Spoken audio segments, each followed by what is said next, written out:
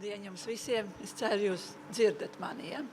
Tad man sauc Inga Dreimane, un es esmu psihologs, meža terapijas praktiķis.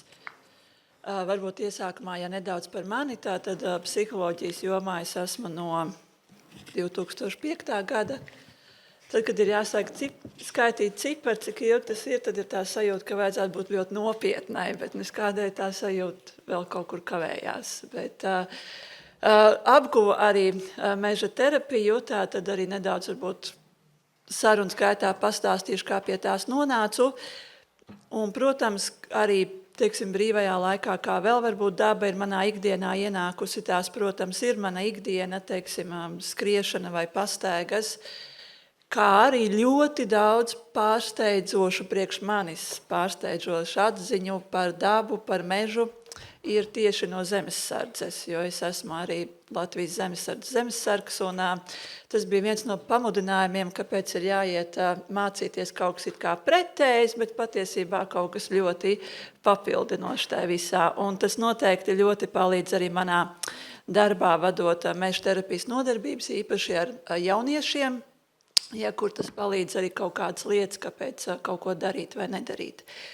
Bet pirms mēs ķeramies pie tēmas klāt, es aicinātu katru no jums apsēsties tā, lai jums ir ērti, lai jūs nenokrītat no krēsla. Un jums priekšā uz galda katram ir nolikts viens brīnišķīgs augs. Un es aicināšu jūs kādu laiku ļaut sev šo augu vērot. Krāsas, līnijas, telpu, kas ir starp auga lapām vai apkārt. Un tad, kad es pateikšu stop, tad jūs varēsiet beigt vērot.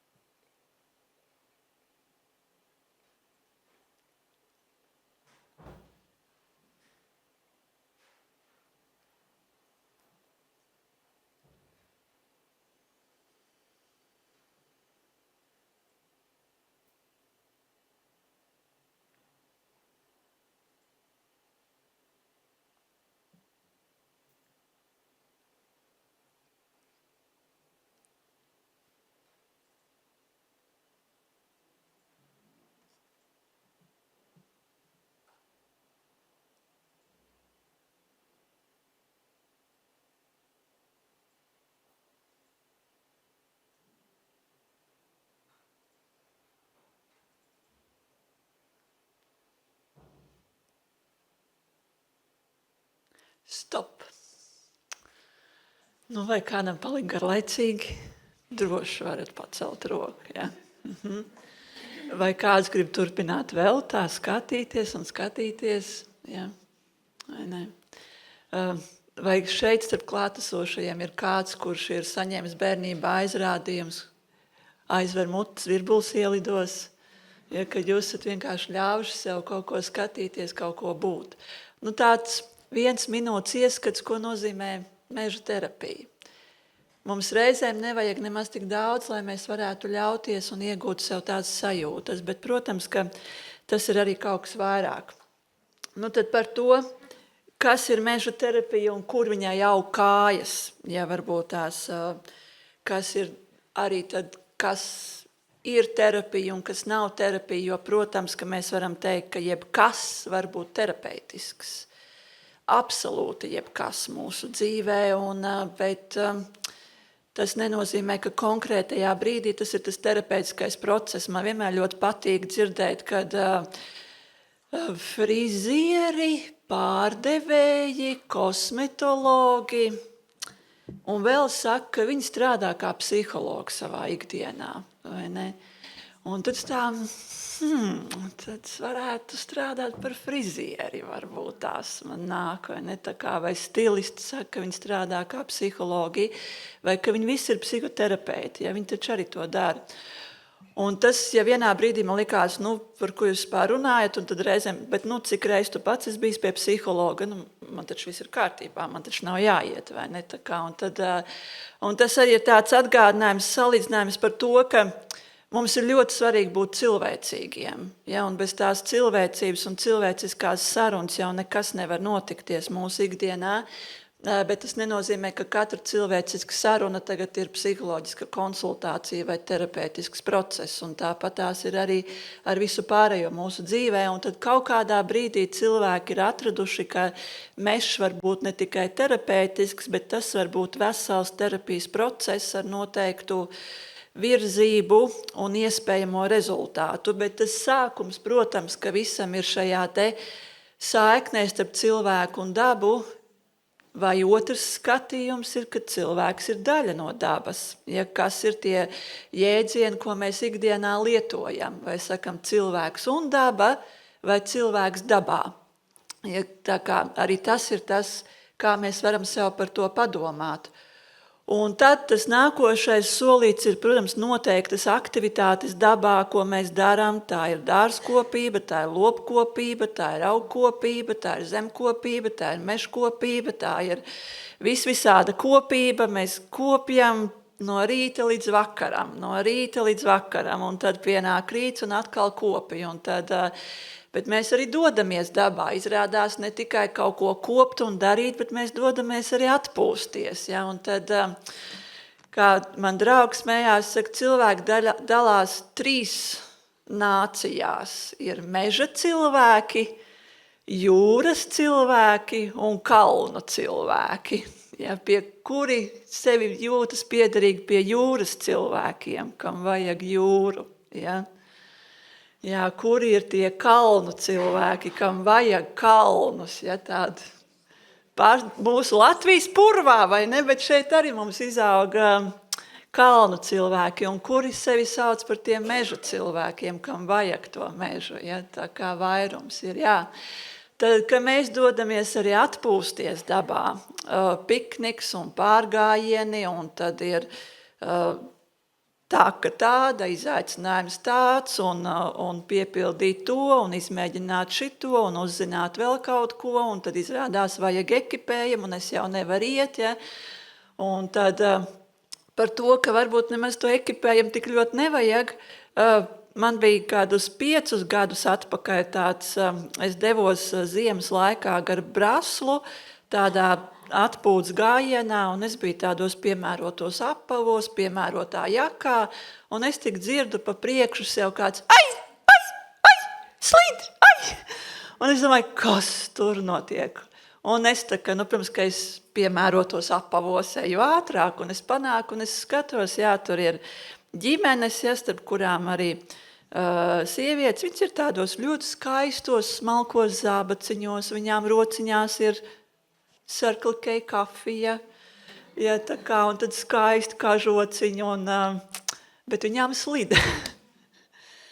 Jā, bet bildes bija skaists, ja, kā pēc tam arī tad netīšām ieraudzījis, domāju, jā, man tik skaists bildes nesanāca ar sev tai kadrā visā, bet es biju piemērot saģērbusies, ja, tā kā tas arī tāds jautājums reizēm, ko mums vajag, un tas ir viens no tādiem, kāpēc es šim pieskaros, jo tas ir svarīgi arī tādā meža terapijas kontekstā, kam viņa ir piemērota, un kas man ir vajadzīgs, lai es varētu to darīt. Ja, cik ļoti man vajag ekipējumu, apavus, somu, kompasu, nazi, hamaku, guļammaisu, varbūt katliņu, gāzes deglīti, varbūt vēl kaut ko, bet varbūt, ka kaut ko no tā visa mums nemaz nevajag.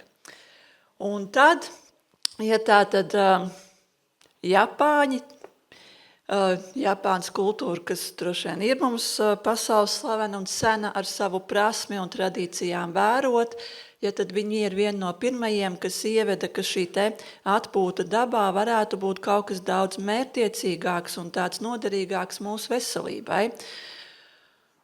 Un tad viņi pēc Japāņu valdības, ja tāda 1982. Gadā, tad tika publicēta un palaista šī programma ar viņu nosaukumu Shirin-yoku, jeb angļu valodā tiek lietot šis jēdziens forest bathing.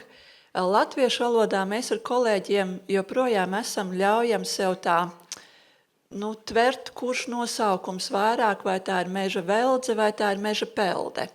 Ja pēc tāda burtiskā tulkojuma, tad burtiskāk būtu meža pelde. Ja mēs skatāmies pēc saturiskā tulkojuma, tad tuvāk ir meža veldze.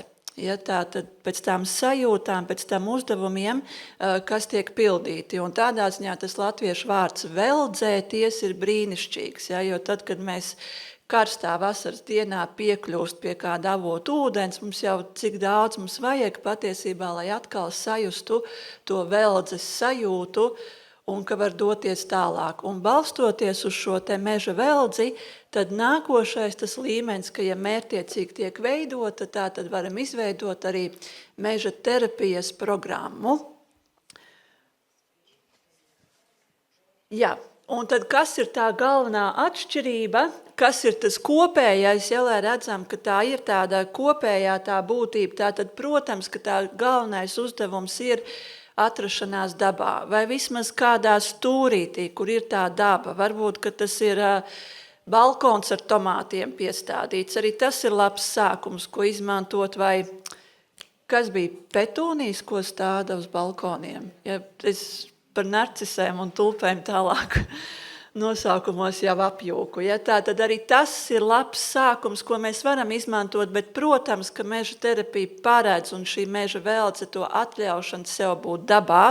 Starp kokiem tas var būt iesākumā arī parks, ja kā minējāt, ļoti tāda strukturēta, sakārtota vide, ja, kurā tad ar to, kurā es jūtos gan ērti sākt iet.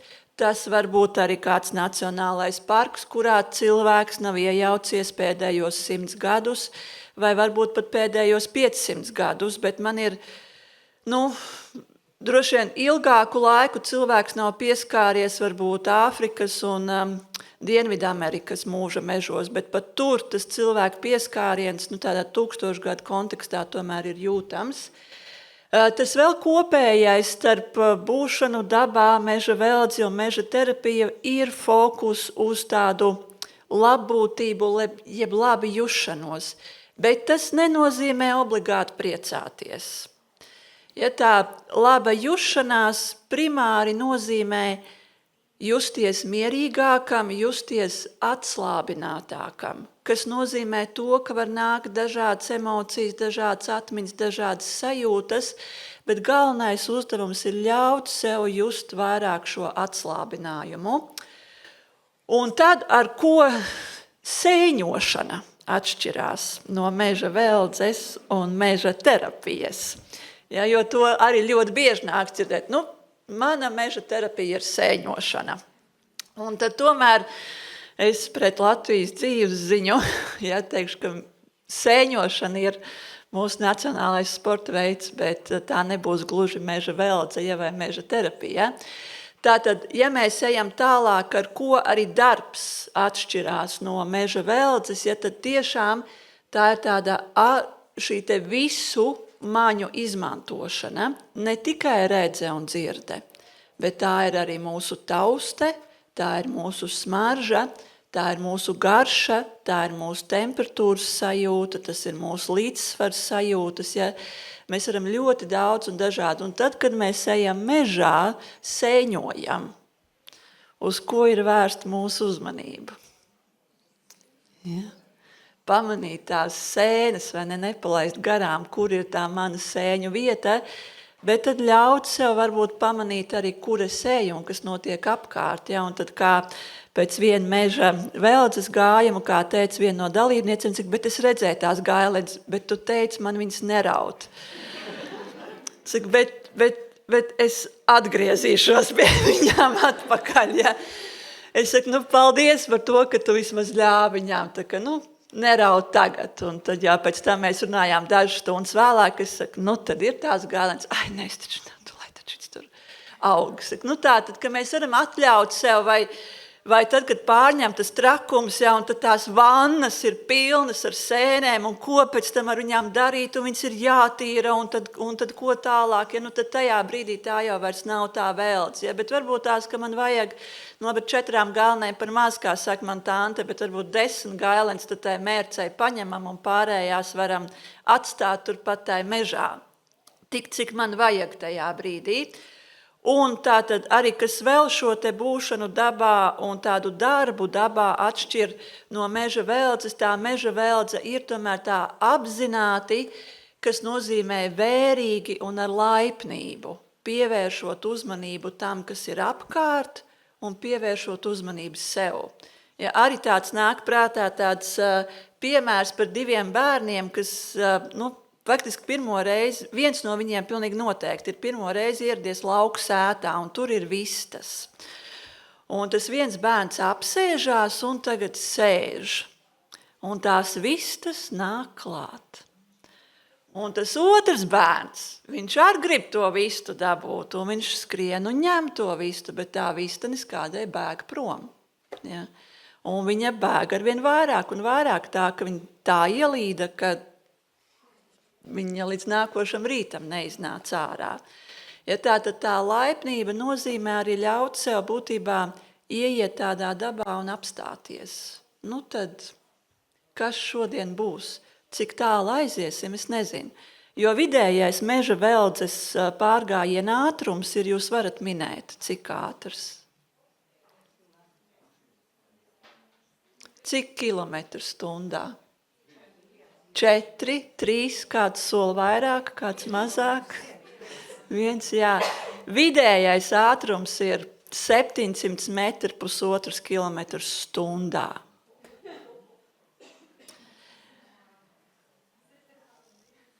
Tā kā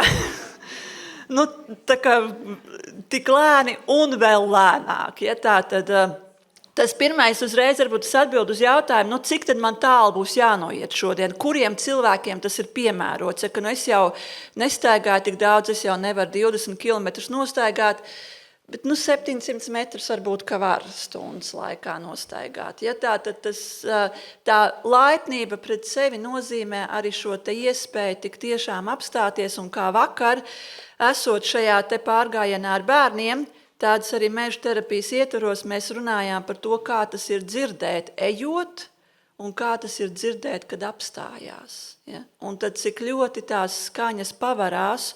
Viņi saka, man pat nebija nekas papildus jāprasa. Viņi saka, bet es vēl dzirdēju to, un izrādās man visu laiku tur kaut kas, ja, vēl žužina un dūdz bites un tam līdzīgi, vai tie paši sienāži, ja, cīgā šobrīd. Tā kā, ka tad tā meža veldze, ko tas terapeitiskais process, ko parāda meža veldze, ka mums nevajag pārāk daudz. Mums nevajag katru nedēļu nodresēt 30 kilometrus. Mums nevajag katru reizi klausīties podkastus vai mūziku. Mums nevajag katru reizi tādu bagātu pikniku mežā. Mums nevajag katru reizi telti, guļamaisu, hamoku mežā. Mēs varam bišķiņi apsēsties uz mirkli. Un tad kas šo te meža terapiju, jeb meža veldzi, kā viņa kļūst par terapijas procesu? Ja? Tātad viss šis pats un klāt vēl tiek pievienots tātad ļoti konkrēti skatāmies konkrēta cilvēku grupa, kas ir viņu galvenās grūtības, tie izaicinājumi. Varbūt tie ir cilvēki, kas ir piedzīvojuši vardarbību, līdz ar to tad, kas ir tie aspekti, ko palīdzēt atjaunot, vai tādu uzticēšanos, vai tādu atvērtību, ja, jo piedzīvojot vardarbību, viens no lielākajiem izaicinājumiem ir palikt atvērtam.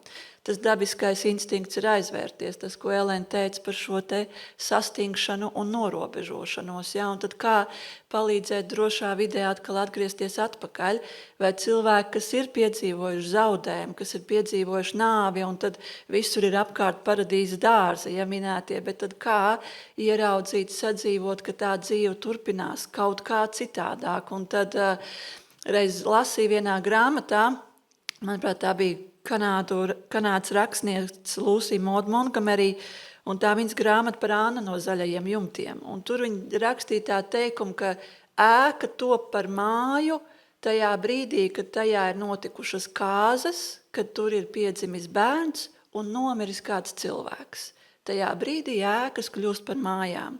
Un varētu teikt, ka tādā līdzīgs process ir arī koku kopumam, kurā brīdī koku kopums kļūst par mežu.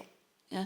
vai tajā brīdī, kad tur ir tikai jauni stalti koki, vai tajā brīdī, kad tur ir arī iespēja augt vienam līkam, greizam kokam, kad tur ir nogāzies koks, nolausts koks, kurš varbūt jau apaug ar sūnām, kurš ir ķirmju sēsts, un varbūt tās, ka arī tajā brīdī, kad mēs tur atrodam kādus kaulus, ja tā tad vai alas vai vēl kaut ko, kurā brīdī mežs kļūst par mežu mums katram. Ja tā tad, un tas ir tas arī, kur mēs ejam. Bet, protams, ka mēs ņemam vērā to vidi, kurā tie cilvēki dzīvo, jo tas nozīmē tādā terapeitiskajā procesā man piemeklēt to vidi, kas cilvēkam ir pieejama un kurā cilvēks ir gatavs iet. Ja nevis aizvest uz viseksotiskāko un skaistāko un brīnišķīgāko stūri, kas būs ļoti iedvesmojoši, kas būs ļoti, ļoti bagātinoši, kas būs elpa aizraujoši, bet cilvēkam nebūs iespēja to atkārtot. No Liepājas uz Daugavpili nebrauks katru nedēļu, no Daugavpils uz Ventspili tieši tāpat, no Rīgas uz Cēsim arī nevienmēr katru nedēļu aizbrauks. Teorētiski, kas tad tur? Iekāp stundiņa, izkāp un to es klāt.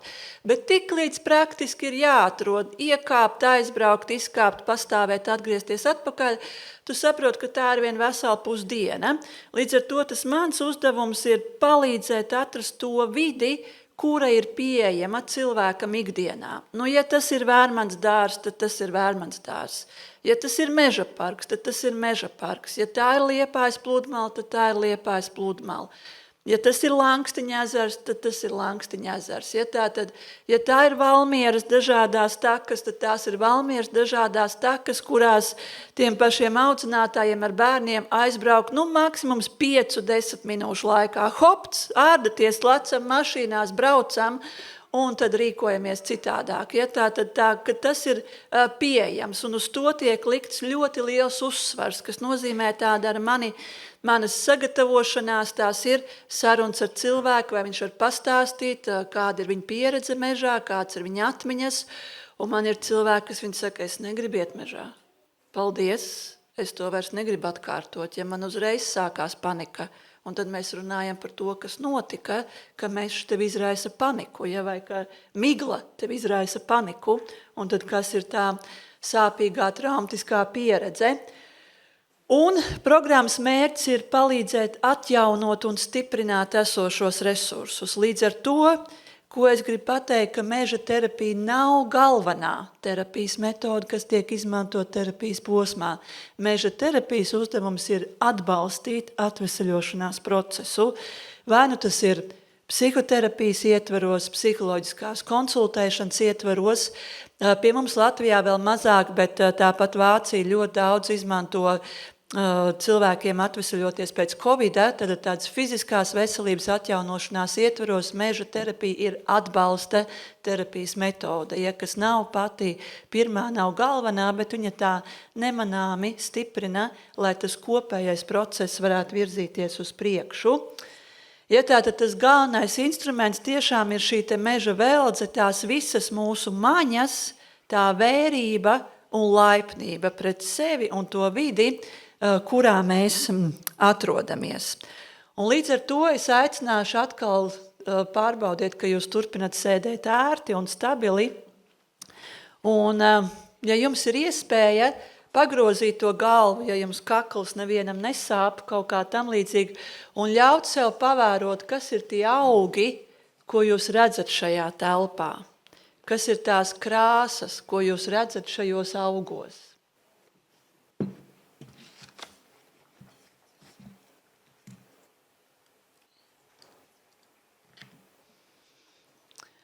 Un vai jūs varat ieraudzīt arī gaismas un ēnas šajā telpā? Un kurš stūrīts vai kaktiņš ir no jums visvairāk noslēpies?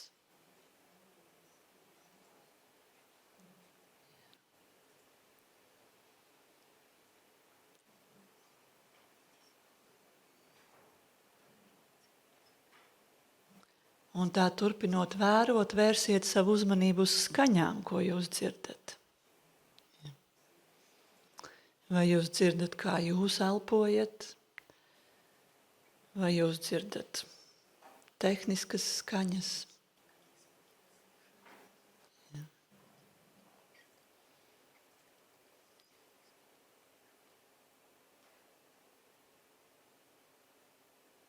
Tiem, kam ir suns mājās, vai jūs atceraties, kādas skaņas izdeva jūsu suns šodien?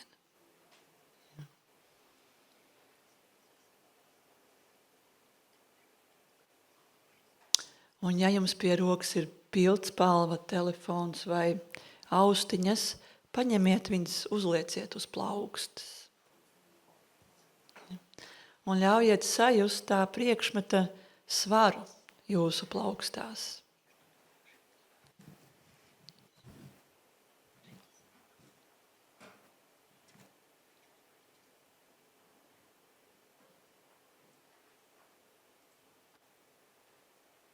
Un tagad ļaujiet ar pirkstu galiem sev iztaustīt to priekšmetu, kas ir jūsu rokās.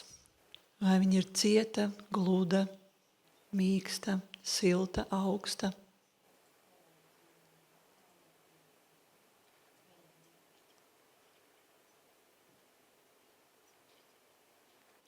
Un tagad ļaujiet tai pildspalvai vai austiņām pieskarties jūsu ādai.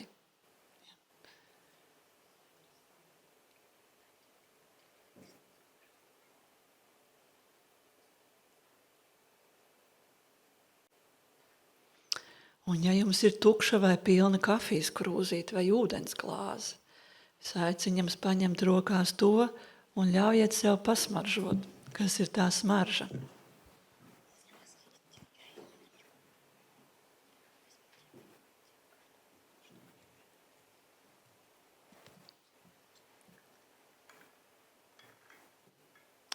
Un tad, kad esat pasmaržojuši, ja ir vēl ko pacerties, tad ļaujiet padzerties un palikt uz mēles. Vēl ļaut sev nenorīt.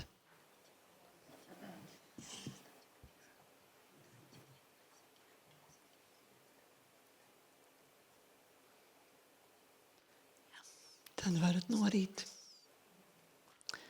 Tāds īsi ieskats, kā mēs ejam cauri maņām.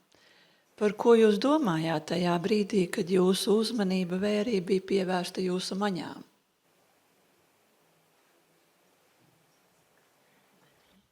Ja. Un tas ir viens no mūsu galvenajiem uzdevumiem, bet, protams, ka ikdienā mēs paši sakam un dzirdam to teikumu, nedomā par to. Nomierinies.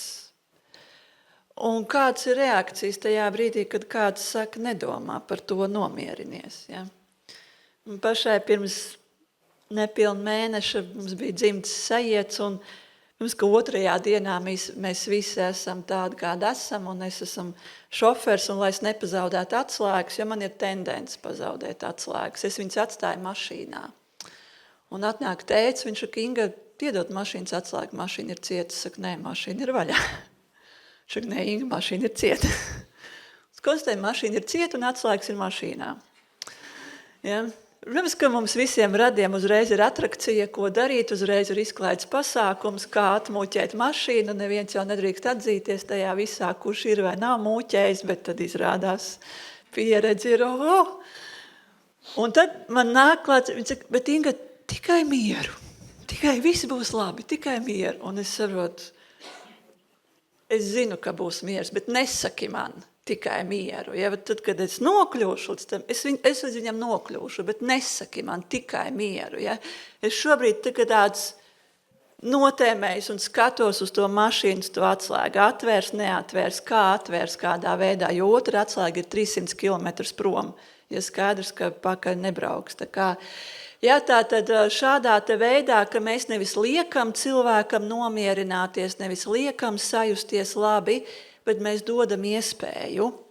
Un tad reizēm cilvēki var uzreiz sajusties labi un mierīgāk, bet reizēm tas paprasa ilgāku laiku. Un pareizi ir gan viens, gan otrs, ja tad man ir jāsajūt, kas ir tas, kas ir.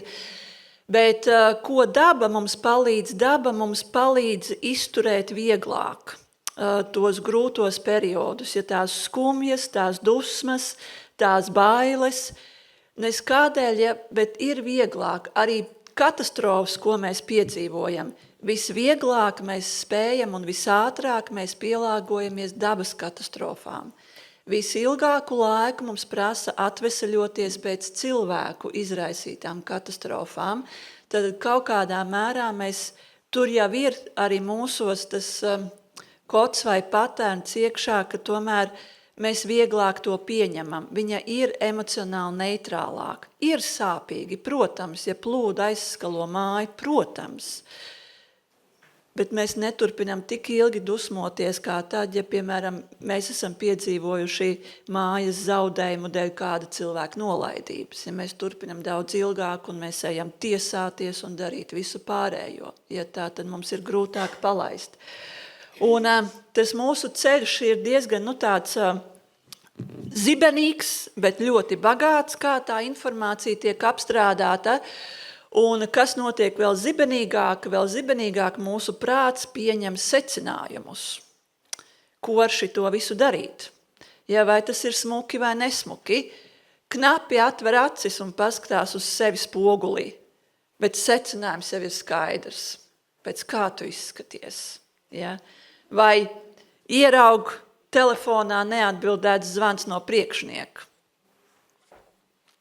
Jau ir kaut kāds secinājumi, kam ir jāgatavojas. Tad meža veldze un meža terapija mums palīdz atkāpties solīti pirms secinājumiem. Palikt vēl tais vērojumos, palikt vēl tais faktos.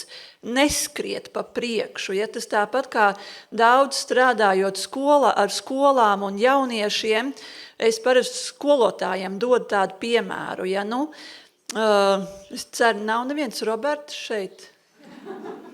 Ja? Bet ja kas tad izmantošu to vārdu Roberts, ja? Tā tad, lai nav klasiskais Emīls atkal, bet tad, ka Roberts ir kauslis, ja? Tas ir fakts vai secinājums? Tā kā secinājums, vai ne? Un to visu tā kā saprot, jā. Roberts regulāri kavē stundas. Fakts vai secinājums? Vai jūs varat pateikt, kas ir tas cipars, kas jums asociējas ar vārdu regulāri kavē stundas? Kādam katru dienu, jā, kādam cits? Kādam reizi nedēļā, 2 reizes nedēļā, 3 reizes dienā? Ko nozīmē vārds regulāri? Un mēs nepamanām, cik ļoti mēs jau esam sevi trenējuši ielēkt secinājumos, jo tā mums ir vieglāk. Mums uzreiz ir skaidrs aizsargāties, uzbrukt, sastingt vai draudzēties. Mums ir ātri jāpieņem lēmums, jo laiks skrien, laiks ir nauda. Ja? Bet tā doma, ka mēs apstāties sev un pateikt, jā, Roberts šonedēļ nav bijis skolā 3 reizes, nevis atkal jau kuro reizi. Ja? Cik ilgi tad šoreiz turēsies 2 nedēļas, nedēļu, vai 3 dienas, ja, un kad atkal jau cilvēks norausies. Bet tātad, kas ir tie soļi, kā pakāpties atpakaļ? Līdz ar to, ko mums tā daba un tā meža terapija palīdz, ja tātad, ka tā dzīve ir tāda nemitīga pārmaiņu virtene. Mums dzīvē visu laiku kaut kas notiek, pa kuru laiku izauga bērni, pa kuru laiku pagāja vasara. Es pat nepaspēju izbaudīt vasaru. Jau Jāņi, jau Ziemassvētki klāt. Ja, pa kuru laiku, bet kas starp Jāņiem un Ziemassvētkiem ir vēl kaut kas pa vidu. Tātad, ka rezultāts rodas ne tikai viena noteikta procesa rezultātā.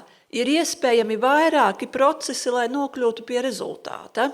Ja, tad, ka mums nav jāpaliek tikai pie viena ceļa, bet tā, ka teikt, ka mūsu ikdienā rodas ne no kā, tā nav tāda ikdienišķa pieredze, uz ko paļauties. Tātad kaut kādam stimulam, kaut kādai virtenei ir jābūt, lai kaut kas notiktos. Un tas ir kaut kas, ko arī dabā mēs varam ieraudzīt. Ja, ka tā notikumu ķēde, viņa aizved pie kaut kā nākošā.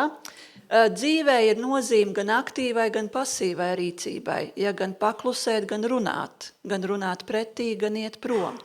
Un līdz ar to, tad, kas ir tas, ko tā daba mums var atgādināt vēl vairāk, ir šī nozīmīgums arī inkubācijas periodam. Krāt. Krāt savu enerģiju, krāt savas zināšanas, krāt savus spēkus, un tad kaut kādā brīdī sākt viņus atkal izlikt procesā, lai sasniegtu noteiktu rezultātu. Šis ir pazīstams radošiem cilvēkiem, un es domāju, ainavu arhitektiem tieši tāpat, ja bija jāpabeidz. Ir jāizdara projekts, un tad pēc tam tā kā pūpēdis. Un tad, ko ar to tukšumu darīt? Un tad liekas, ir tik grūti, un tad ir uzreiz, man pēc tam iestājas depresija. Ja, ka man neko negribās, ka man gribas noslēgties, ka man gribas pagulēt, ka man gribas tā lēnāk, tad ar mani kaut kas nav kārtībā, tikai tāpēc, ka man gribas noslēgties. Bet tas arī ir viens veselīgs un vajadzīgs dzīves process, ka mēs ik pa laikam ļaujam sev noslēgties, kā tam kāpuram tai kokonā, un nedod Dievs, kāds viņu atvērs no ārpuses. Tas kokons ies bojā. Arī cālim, ja viņam palīdzēs to čāmalu atvērt vaļā, arī viņš ies bojā. Viņam ir jāļauj, tad šim inkubācijas periodam ir jāļauj būt. Un tā kā mūsu tā dzīves ritms ir tik ļoti dinamisks, tad to inkubācijas periodu mēs nevaram tā ļoti novērot. Ja? Tad mums ir jādod iespēju sev kaut kur redzēt un būt lieciniekiem tam inkubācijas periodam. Tas bišu strops, ja gaidīt, kad to medu varēs savākt. Var, vai nevar, ja tādā veidā, vai kad tās ogas drīkstēs ēst. Vēl nevar, ja vēl ir jāgaida. Ja? Tad šis te gaidīšanas un krāšanas periods. Kam visbiežāk tātad, ja mēs domājam par meža veldzi un meža terapiju atbalstot, kam viņi var palīdzēt, ja tātad tā ir šī te veicināt tādu labbūtības nostiprināšanos, tātad palīdzēt sev justies par savu dzīvi labi. Un tas nenozīmē tikai priecīgi, tas nenozīmē tikai laimīgi. Dzīvē notiek ļoti sāpīgas lietas, negribētas lietas, pienākumi vispārējais, bet arī ar tiem kaut kādā brīdī es spēju justies, ja ne ļoti labi, tad vismaz tā arī ir daļa no manas dzīves, un pat pieņemt dusmas, skumjas un bailes ar zinām pateicību, tik līdz saprot, kāda ir viņa funkcija. Tas palīdz stiprināt emociju pārvaldību, ja, un arī pat burtiski ar jauniešiem strādājot, ja tā pašā krīzes centrā, un tad ar tādu, tie audzinātāji, viņa tādu vieglu skepsi pirms tās nodarbības, paskatīsimies, kas tev tur sanāks šodien. Un tad mēs aizejam uz tām 2-3 stundām, atgriežamies atpakaļ, viņi saka, zini, tā bija pilnīgi cita grupa, viņi neņirgājās viens par otru, viņi bija pacietīgi, viņi bija atbalstoši viens otram, un viņiem bija telpa viens otram, vai teiksim, arī tāpat emocija pārvaldība starp pusauģiem un bērniem. Ja, teiksim, mājās bieži vien tos pusauģus, tie mazie bērni, viņiem krīt uz nerviem, viņi nevar viņus izturēt. Viņi vienkārši jau elpo un jau ir pa daudz. Un tad mums arī tas meža terapijas gājums ir kopīgs. Un, protams, ka tajā grupā ir bērni no 5 līdz 15, kurš liek tāds kopā. Ja, un tad, bet, kā dzīvē ir, tā darbojamies. Un tad pēc nodarbības runāja ar tiem jauniešiem, kā bija šodien, vai ir kaut kas, ko sev piefiksēt. Viņi saka, zini, man tie bērni netraucēja. Un es novērtēju, ka man nebija jātur viņa aiz rokas.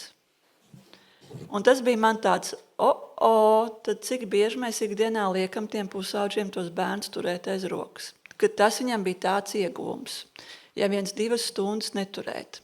Bet, ka viņi spēja, tad šī emocija pārvaldība, tas nenozīmē sastingzināt emocijas vai neko nejust. Tas nozīmē sajust, bet ka nepārņem panika, nesākās histērija dēļ tā, ka man ir kaut kādas emocijas. Tas palīdz mazināt un atvieglot depresijas simptomus, ja, bet nevis izārstēt uzreiz, bet vismaz iedot to attālpu, lai atnāk kaut kā tā enerģija un ar to depresiju var strādāt tālāk, risināt viņu. Jo, ja mēs domājam tā, tad varbūt nenāks uzreiz tas dzīves prieks un tam līdzīgi, bet tas palīdz vismaz to apātiju nedaudz mazināt. Ja tā, tad arī to, kas ir tāda vienaldzība un arī tas motivācijas trūkums vai kaut kādu to jēgas trūkumu, priekš kam vispār viss ir vajadzīgs. Ja tā, tad, jo tas nav tikai par to, ka justies priecīgākam, bet uz mirkli arī jūtās priecīgāk. veicina atvesaļošanos pēc ilgstošām slimībām. Ja, kā teica, Vācijas ziemeļa reģions diezgan daudz šobrīd to pēta, kā palīdzēt arī pēc Covid un ilgstoši pēc ilgstošā Covid palīdzēt atvesaļoties. Manā praksē ir bijuši tikai daži gadiem, kas ir nākuši. Viņi saka, viņi pirms Covida viņi gāja mežā, viņi rīkojās, darbojās, viņi 2-3 stundas un vispār nejūtās piekusuši, un tagad viņi iet uz pusstundu un viņi nevar neko izdarīt. Un tad, teiksim, izmanto šos te meža velces principus, un tad arī atrod veidu, kā pavadīt 2-3 stundas mežā, ja, ka nevis tā tad noiet tos ierastos 10-15 kilometrus, bet tas būs 1,5 un 2, bet viņi būs piepildīti, jo viņi būs stiprinoši un spēcinoši. Stresa pārvaldību palīdz stiprināt, arī atjaunot tādu vitalitāti un mundrumu, ja, ka tagad es varu atkal rīkoties un darboties, palīdz atgūties pēc tāda mentālā noguruma un izsīkuma. Es domāju, šis mentālais izsīkums ir pazīstams tiem, kas daudz strādā pie datora, ar informāciju, ar papīriem, un liekas, tu visu dienu esi sēdējis, neesi kustējies, bet tāds nokusums, ka pat roku nevar pacelt, ja cik ļoti liels ir tā iztukšotības sajūta, un tad palīdzēt viņu atkal sevi piepildīt un atjaunot, palīdz mazināt šo agresivitāti, ja tātad, ka nebūtu tai uzvedībā tik ļoti agresīvam. Cilvēki mācās, kā ievērot robežas, ja tāpat tas lēnums, ja, un tad saka tiem pašiem jauniešiem, tagad ejiet tik lēni, cik varat. Un tad, kad jūs ejat tik lēni, cik varat, tad ejiet vēl lēnāk. Ja, un tad vienā brīdī viņi arī burtiski paši saka, tad apstājamies pavisam. Ok, apstājamies pavisam, pastāvam pavisam.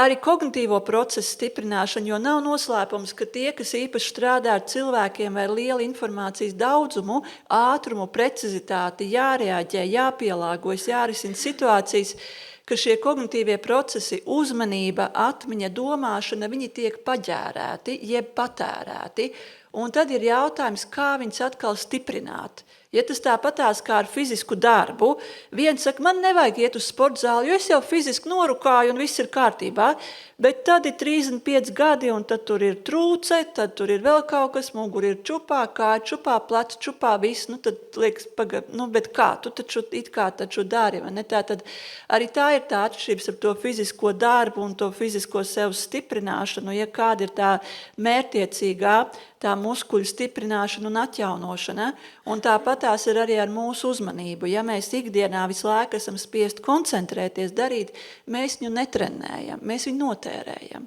Un tad ir, kā mēs viņu atkal atjaunojam, kā mēs viņu trenējam. Un tā meža velce, tā ejot pa vienai maņai cauri, tas ir viens no veidiem, kā mēs varam atkal stiprināt to savu uzmanības noturību. Nevis reaģēt visu laiku, telefons, ēpasts, zvans, vēl kaut kas ienāk, cilvēks, bērni, suņi, viss kaut kas, bet noturēt to uzmanību, neatlaisties prom no tā. Un bišķiņ pa 700 metriem stundā, bet paaugstina fizisko aktivitāti. Ja, tātad, bet, protams, ka ir arī aktivitātes un nodarbības, kas ir aktīvākas, ja, bet tas nebūs varbūt visiem uzreiz, un tas nebūs pirmajā nodarbībā, un tas nebūs arī visiem dalībniekiem. Bet tā struktūra, kā tas izpaužās, ja, lai kaut kāds arī priekšstats, tā intervences struktūra, viņa, kā teicu, ir daļa no tāda kopējā atvesaļošanās procesa.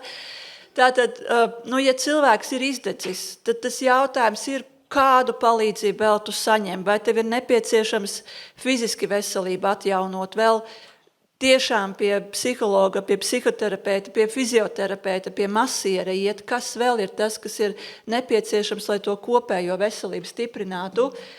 Būtiska ir arī šī dalībnieku dzīves pieredzes apzināšana, kāda ir bijusi viņa pieredze, kurš no jums ir bērnību pavadījis pie dabas. Jā. Tad arī tā ir nozīme, tad atliek būtībā atcerēties, kā tas bija pie dabas, jo tur peļķe, dubļi, viss, neko man vairāk nevajag. Man ir interesanti, lieciet man mierā. Ja tā tad, kāda ir šī dzīves pieredze?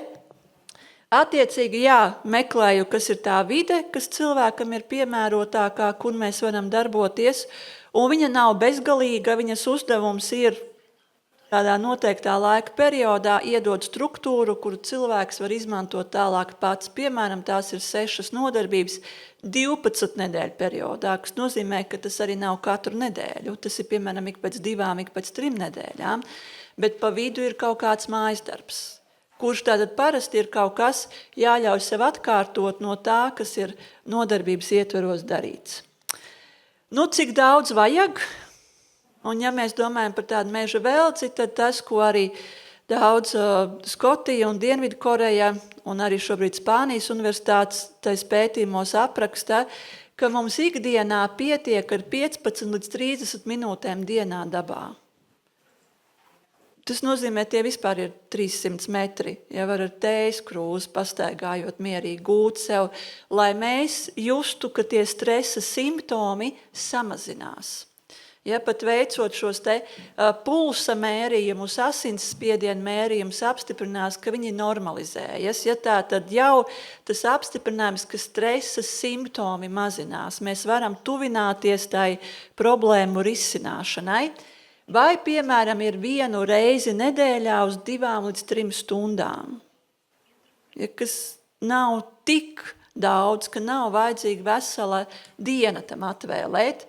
Kā jau teicu, arī iesākumā der gan parks, gan piepilsētas meži, bet, protams, ka jo lielāka dažādība mežā, gan augu, koku, dzīvnieku ziņā, gan dzīves ciklu ziņā, jo, protams, ka tas ir nozīmīgāk. Tieši tāpatās meža terapijas sesijas ietveros mēs esam gājuši uz mežu, kur ir bijis ugunsgrēks. Un ja tas ikdienas atpūtā nav nekas ļoti tāds estētiski baudāms, apsūb koki, melna zāle, nekā nav, tad tieši tādā terapeitiskajā procesā apstāties un ieraudzīt atkal to zaļo zāles stiebru, kā pamazām tas viss tur nāk ārā, ja, tad viņam ir pilnīgi cits efekts šī klātbūtne arī par šiem procesiem tādā veidā. Der jebkurā gada laikā var gan vasarā, gan ziemā, bet, protams, ka komfortablāk ir vasarā vai pavasarī tādā, jo tā kā tas ir tik lēni, tad to augstumu sajūt diezgan ātri. Tāpēc vienīgais nosacījums, kas ir pie apģērba, ja par sevi tā domā, paņemt 1 kārtu vairāk, nevis 1 kārtu mazāk.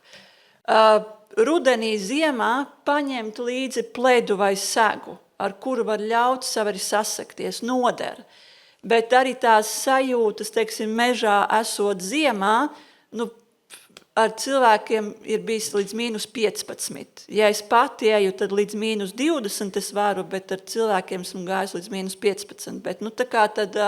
Bet tomēr tas uzdevums ir nevis, lai tur ir viss brendi un neslid un nesvīs, bet galvenais, lai ir silti, ja, jo tā kustēšanās tiešām nav tāda ļoti, ļoti fiziski izaicinoša.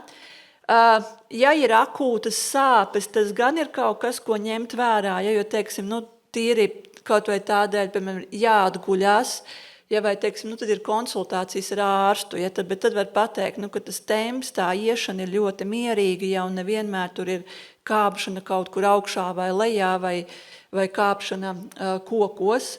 Un ja par sevi domā, ja, teiksim, ja dodās bez tā pavadoņa vai speciālista, tad maršrutu izvēlēties tādu, kur var atrast ceļu atpakaļ. Ja, tāpēc arī der parks un piepilsētas mežs. Man ir mode ielīst kaut kur. Un pēc tam vajag to sajūtu, tad kā atrast ceļu atpakaļ. Un tā arī ir viena no lietām, ko mēs darām ar cilvēkiem, ja ļaut apmaldīties un tad atrast to ceļu atpakaļ, bet tas nav kaut kas tāds, ar ko iet uzreiz, ja, tādā veidā. Bet tā kā, tas ir tāds, ja mēs par tādu struktūru, ko nozīmē meža terapija, kas ir vajadzīgs vai kas nav vajadzīgs. Ja, un ja par tādu vienu no stāstiem noslēgumā, kas man arī iedeva tādu sajūtu, cik daudz tas var palīdzēt, tā bija saruna ar vienu bijušo ieslodzīto, kurš cietumā ir pavadījis vairāk laika nekā brīvībā. Un cietumā viņš ir sēdējis dēļ slepkavībām un laupīšanām. Un, protams, ka ar viņu ir runājuši ļoti daudz speciālistu. Un es esmu kārtējais speciālists, kurš ar viņu runā. Un viņam ir savu kontroli jautājumu, ko viņš uzdod katram speciālistam. Nu tad, kā tiks cauri vai netiks cauri ar tiem? Un viņš man uzdod jautājumu, kā man sev piedot to, ko es esmu izdarījis.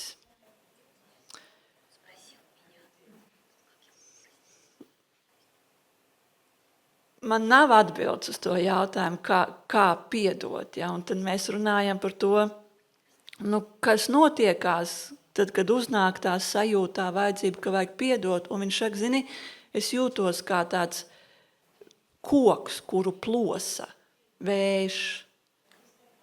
Un mēs tā stāstam, un kurā brīdī tu tā kā, bet tad, kad es skatos uz tādiem kokiem, neskādēļ man pārņem miers. Un tad mēs tā saruna, mums tāda diezgan gara bija, bet sarunas beigās mēs nonācām līdz tam, viņš saka, tā sajūta, ka tu ieraugi kokā, ka viņu plosa, bet stumbrs stāv. Un tātad arī tai piedošanā, tai procesā droši vien ir kaut kas, kur tevi plosa, bet ir kaut kāds cilvēcības kodols, kurš stāv.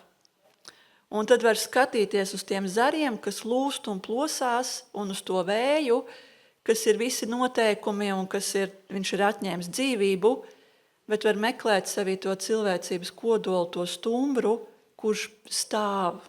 Ja? Un kamēr viņš stāv, tikmēr viņš ir dzīvs. Un ar to tā mūsu saruna arī beidzās.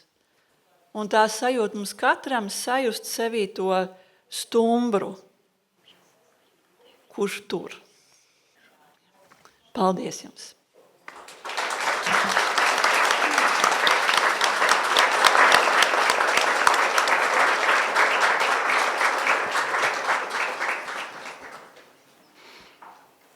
Paldies, Inga. Mums ir gan daudz laika jautājumiem vispār. Un kamēr cilvēki gatavojas, tad es varbūt pirmos uzdošu pāris. Viens ir jautājums par to, kā var kļūt par meža terapeitu. Kādas ir vajadzīgas, pamatprasmes, izglītība? Kāds ir tas process? Varbūt kā tu kļuvusi? Jā, es mācījos, ir divi. Es mācījos tādā Eiropas skolā lielākajā, kas ir Portugālē bāzēta, un viņiem ir divi līmeņi. Tas pirmais līmenis apmācība ir meža veldzes pavadonis, un otrais ir meža terapijas praktiķis. Par meža veldzes pavadoni var kļūt jebkuru, kuru tas interesē, un tur, vieglāk, es teikšu, ka par meža veldzes pavadoņiem ir vieglāk kļūt tiem, kuriem ir dabas izglītība. Ainavu arhitektūra, bioloģija, geogrāfija, ģeoloģija. Ja, tādā veidā, tīri varbūt no tādām, bet atkal viņiem ir izaicinājums, kā ar cilvēkiem strādāt. Tādā ziņā man palīdzēja mana psihologa izglītība. Lai kļūt par meža terapijas praktiķi, tad tur arī tomēr ir papildus, tur ir šīs mācības, un tad kā strādāt ar cilvēkiem, un tad arī papildus tie kursi iet par tām galvenajām mentālajām saslimšanām. Manā gadījumā, tā kā man ir psihologs un meža terapijas praktiķis, tad es varu, pati organizēt šīs meža terapijas sesijas individuāli vai grupā, bet es skatos kontekstu. Bet, ja ir grupā, tad es vienmēr, šobrīd tas ir organizējot ar iestādēm kopā, tur ir sociālais darbinieks vienmēr klāt, bet ja cilvēks ir ne ārsts, ne psihologs, ne psihoterapeits, tad viņam ir obligāti.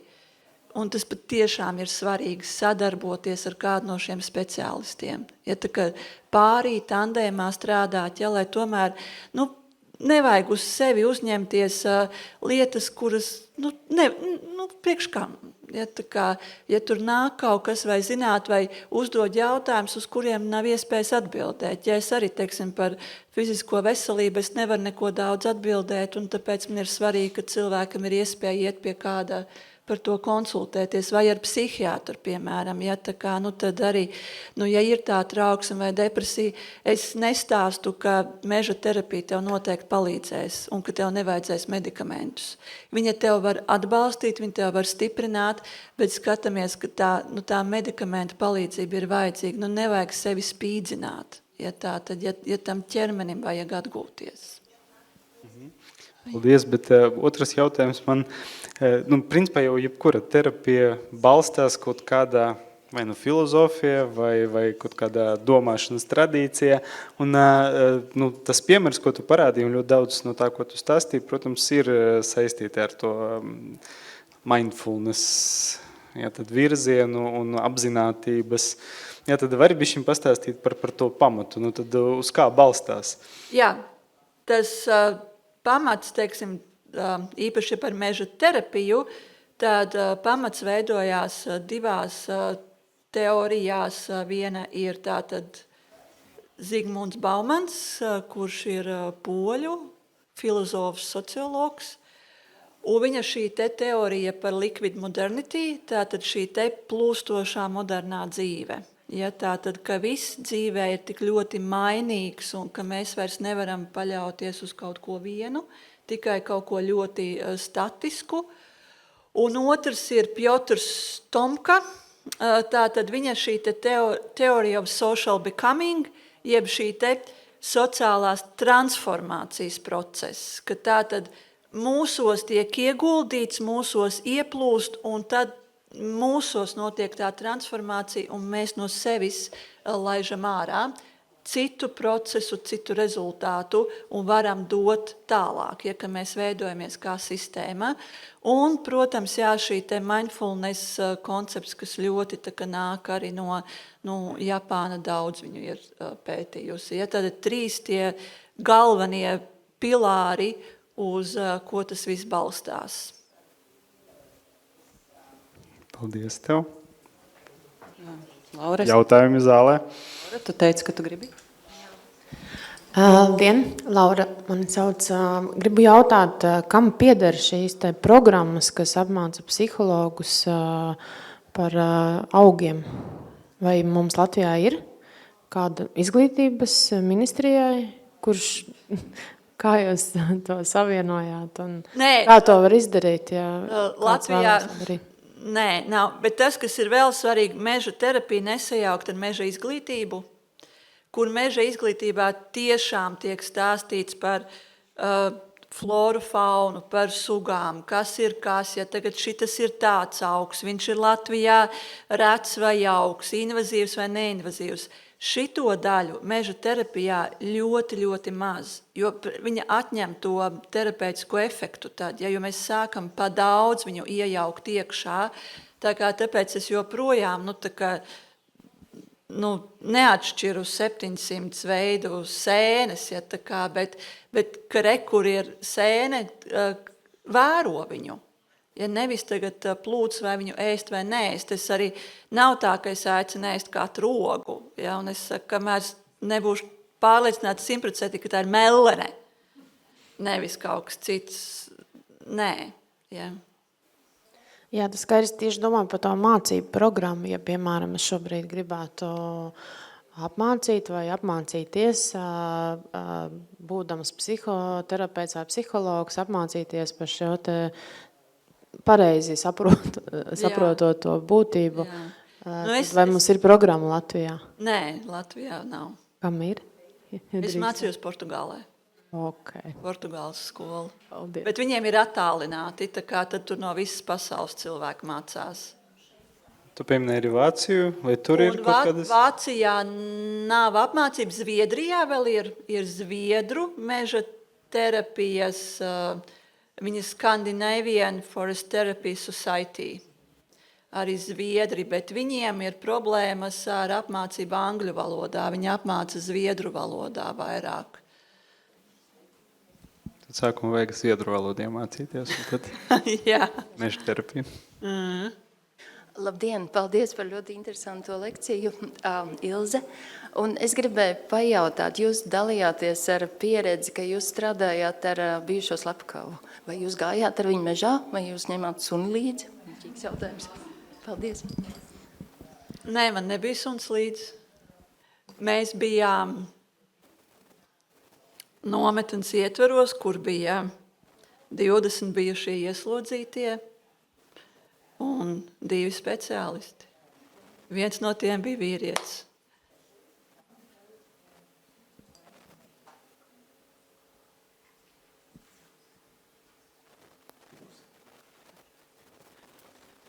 Kur jūs pats vai dots, ja mēs redzam? Tur.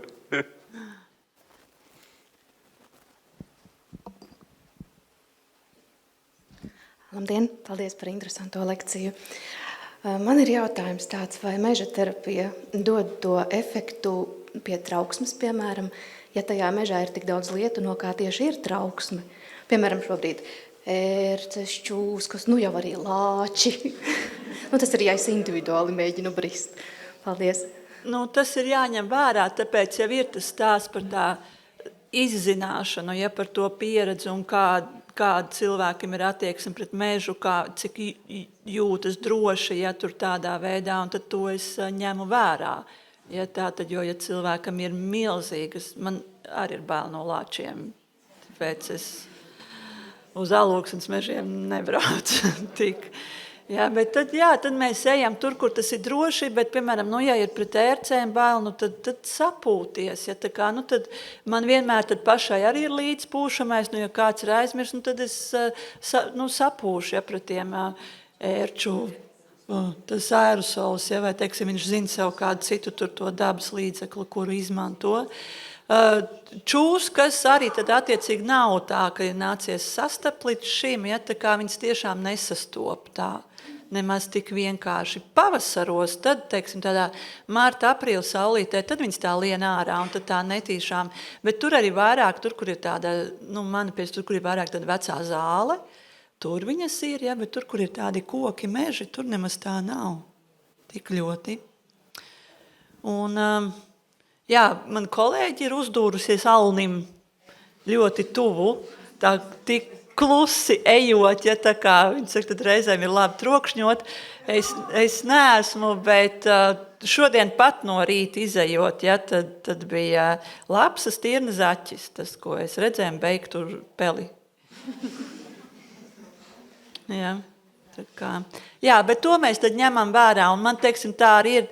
Es arī pat ne katram cilvēkam, ar kuru strādāju, par to piedāvāju, mēs ejam tajā procesā cauri, saku, vai tu gribētu pamēģināt, viņi saka, kā tas būtu, saku, varam, tā kā es pie Vērmansdāra strādāju, tad izējam Vērmansdārā pamēģināt, saku, labi, tā ir droša vieta, vai, teiksim, pusaudzis saka, man vienkārši atmiņas par to, kā es paliku viena pati, un tad bija migla, un vispārējais es vienkārši negribu tur iet. Saku, tad mēs ejam tikai dienas laikā, piemēram, tiešām, ka tu vari ļaut sev pastaigāt. Tie ir visi tie apstākļi, kas ir jāņem vērā. Un teorētiski meža terapija dara katram, praktiski šodien, šeit un tagad ne katram. Tāpēc ir mākslas terapija, deju terapija, kognitīva behaviorālā terapija klāt, tik daudz, kur mēs vēl izmantojam, ja nav obligāti šis vienīgais. Šis bija priekš manis, kas aizgāja mans personiskais ceļš, ka man vajadzēja to saikni ar dabu. Jā, paldies liels. Es arī jau labu laiku kopš šo meža terapiju sapņoju, bet viņa ir tālu. Tuvāko es atradu Polijā, ka bija viens mirklis, bet mans jautājums ir tāds, es saprotu, jūs esat praktizējošs psihologs, un kā jūs šo terapiju, vai jums izdodas integrēt individuālajā darbā ar klientu, un kā jūs tiekat galā ar visiem regulējumiem, kodeksiem, konsultēšanas nosacījumiem, kas ir ļoti strikti, un kā jums izdodas to apvienot ar to formālo pusi? Kā tas ielien reglamentētajā profesijā, šāda praksa? Psihologam nav aizliegts vadīt konsultāciju arī dabā. Ja mēs ar cilvēku pirms tam to zinām, es izstāstu, kas tas ir, kā to izmantoju un ko tas varētu pamēģināt. Līdz šim nav tāds apgrūtinājums par to. Tā kā mēs ieplānojam, kas ir tas laiks, varbūt tas varbūt aizņem, piemēram, 1,5 stundu. Tad mēs zinām, tā ir 1,5 stunda.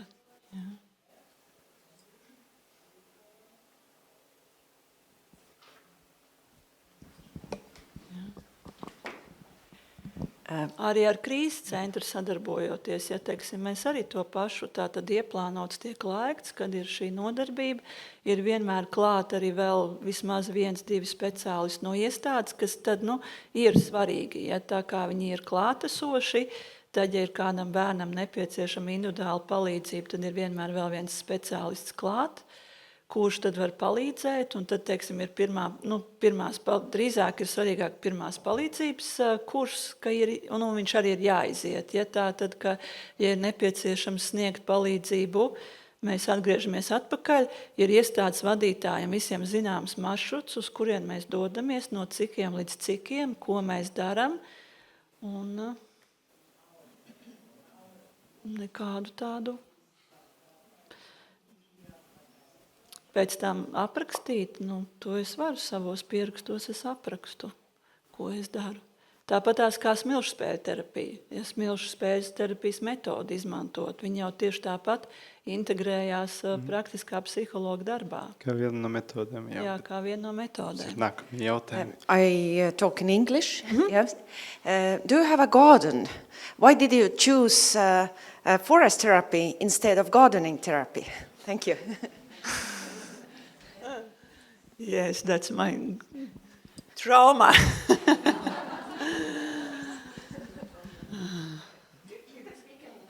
Jā, tad jautājums, kāpēc meža nevis dārs, ja tā tad es teicu, dārs ir mana trauma. Bet es no bērnības esmu jutusies labāk, brīvāk mežā. Es esmu principā uzaugusi mežā. Jā, vienmēr ir bijis klātesošs dārs. Maniem vecākiem bija zemnieku saimniecība ar visām no tām izrietošajām sekām. Un, jā, mēs joprojām ar vecākiem par to, jau ir cik 20 gadi pagājuši, ka sienas vairs nav jāgrābi, bet mēs katru vasaru cik labi, ka vairs nav jāgrābi sienas. Ja, un tad, teiksim, tādā bērnībā, tad pusauģu gados mežs bija vieta, kur es varēju atpūsties. Ja, no darbiem būt pati par sevi, būt netraucēta, bet mežs arī bija vieta, kur mani aizveda vecāki. Mēs gājām tur pavasaros, meklēt vizbulītes un staigāt pa kritušiem kokiem un visu pārējo. Tā ir daļa no manas būtības un kaut kā instinktīvu, bet viena pieredze, otra, trešā, ceturtās laika. Un tā sajūta, kā aizejot mežā, es tā kā mājās. Paldies jums. Kāds ir jūsu personīgais lielākais gandarījums pēc kādas no sesijām?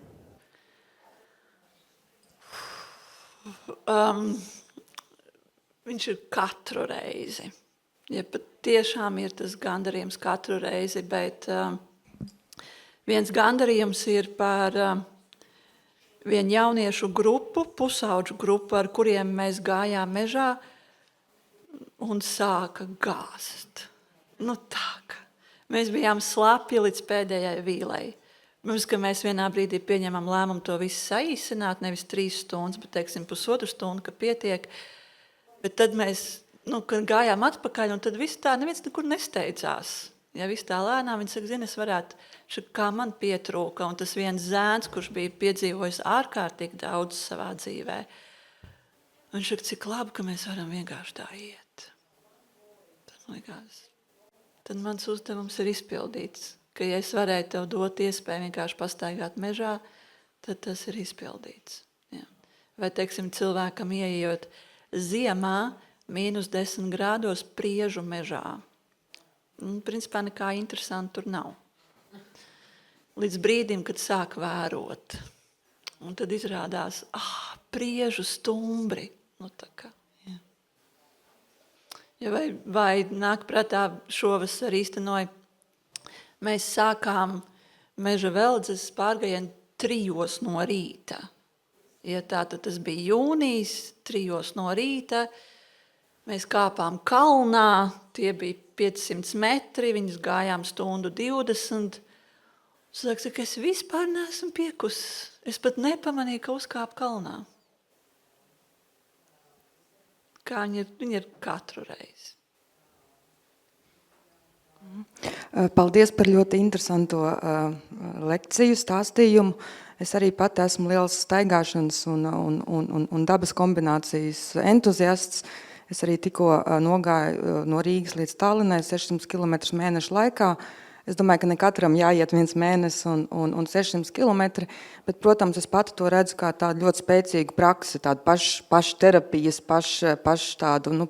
pašiešanas, pašiztapstulēšanās vai inkubācijas tāds periods, tas nepieciešams mums katram. Bet es arī redzu un jūtu apkārt, īpaši strādājot tādā ļoti dinamiskā biznesa vidē, šīs mentālās veselības problēmas aizvien vairāk pieaug, izdegšana arī kā viens no tādiem simptomiem, un savā pieredzē es redzu, ka šā staigāšana, meža terapija kopā ar gidu, ka tam varētu būt ļoti liels potenciāls. Kā jūs pati skatāties uz šīs terapijas virziena potenciālu Latvijā, ko jūs šobrīd novērojat, un varbūt kādas ir tāds nākotnes perspektīvas? Man ir prieks, ka es neesmu vienīgā, kas ir apgūs vai mācību procesā. Arī Ilze pati ir mācību procesā, tā kā idejas un plāni mums ir šitādi. Ja, bet konkrētas jau aktivitātes lietas, ko mēs plānojam jau arī uz nākošo gadu, un tad pagājušā gadā mums bija tāda 3 dienu pasākums bērniem, ja tad šogad mums jau sadarbība ar krīzes centru, kur mēs sadarbojamies, un tagad rudenī arī skolotājiem būs tāds ieskats un tīri, kā viņi var paši sev palīdzēt, tā kā pamazām tas viss jau ir tas mūsu tā cilvēciskā resursa jautājums, ja cik mēs varam to izdarīt, bet tādā ziņā mums ir labi, jo Latvijas cilvēkiem jau ir pazīstams daudziem tas mežs, vai ne, un tad ir tikai jāpalīdz atcerēties tās lietas, ja?